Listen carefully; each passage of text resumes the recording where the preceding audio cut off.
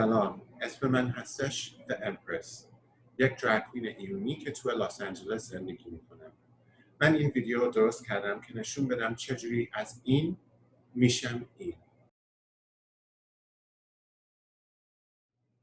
خب حالا میکاپ چشممون تموم کردیم، کانتور، هایلایت، فاندیشن، همه این کار رو کردیم. تنها چیزی که مونده آیلش رو بذارم، بلاش، روژ خونه، نمیدونم، بلاش با ماتیک، اون وقت هایلایتر، اون وقت تموم میشه. الان بذار تموم این رو تمیز کنم.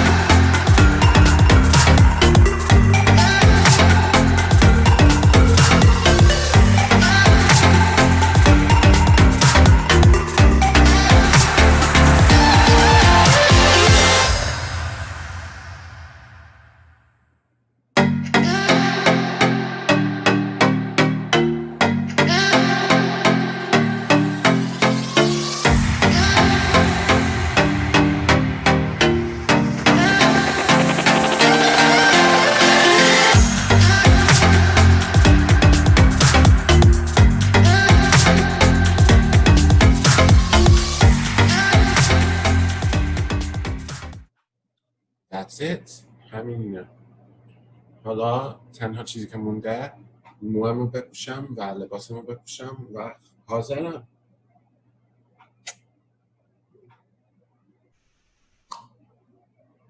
خب اینم از این. چند تا ساعت طول کشید تا من خودمو درست کنم به این شکلی. حالا حاضرم یک مرد پولدار بیاد منو ببره بیرون. کجایی؟